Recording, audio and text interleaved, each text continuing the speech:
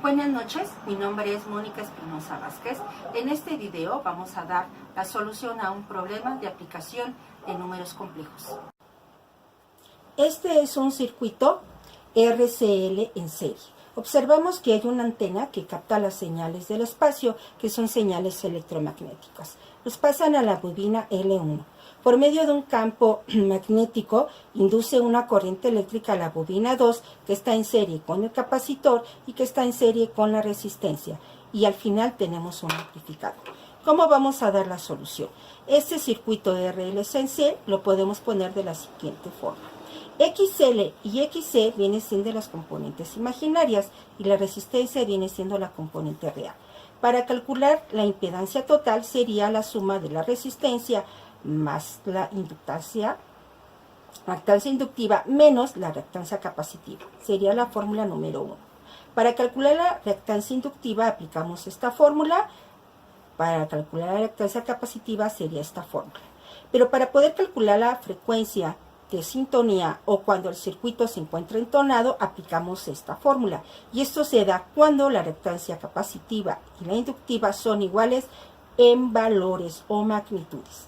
Tenemos los datos. La inductancia 2 son 100 microhenry, el micro equivale a la menos 6, el capacitor son 2 microfaradios, el micro vale a la menos 6 y la resistencia vale 50.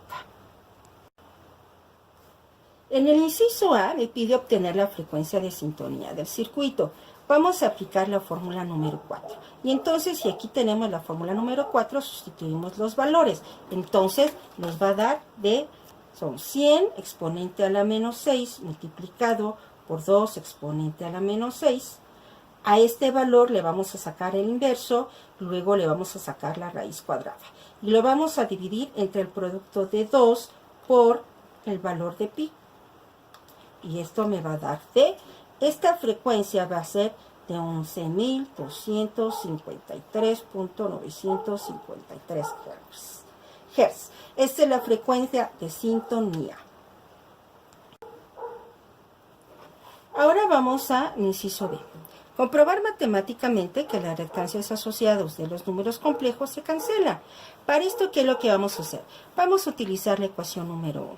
Aquí en la ecuación número 1 vamos a hallar primero la reactancia inductiva del circuito. La reactancia inductiva vamos a aplicar la fórmula número 2, que es 2 por pi por f, pero aquí la frecuencia que vamos a utilizar es la frecuencia de sintonía. ¿Por qué? Porque si yo quiero que esas reactancias se cancelen, entonces tanto la reactancia inductiva como la capacitiva van a utilizar esta misma frecuencia. Entonces serían 11.253.953 Hz por el valor de la inductancia, que son 100 por 10 a la menos 3 Hz. Si hacemos esto sería 2 por el valor de pi por 11.253.953 Hz por 100 exponente a la menos 6.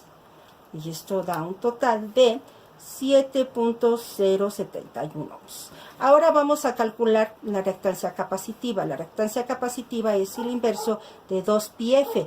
F también sería el mismo valor por 2 por 10 a la menos 6. Entonces sería 2 por el valor de pi por la frecuencia de sintonía 11.253.953 por 2 exponente a la menos 6. Y a esto le sacamos el inverso y entonces nos va a dar 7.071 ohms. Si yo lo sustituyo en la ecuación, me va a quedar resistencias son de 50 ohms más la reactancia inductiva, que son 7.071 menos J 7.071 de la reactancia capacitiva. Observamos aquí que ambas se van a cancelar, por lo tanto la impedancia total va a ser 50 ohms.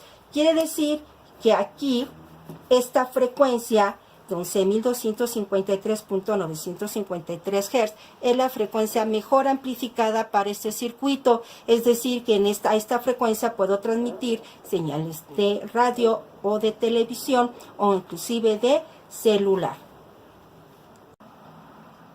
Con esto hemos entonces llevado ya a cabo la demostración de los números complejos, como aplicándolo a circuitos RLC, o sea, son circuitos usados para poder filtrar señales eléctricas provenientes de las antenas, pero que solamente deja pasar cierta frecuencia en específico. En este caso sería frecuencia de sintonía.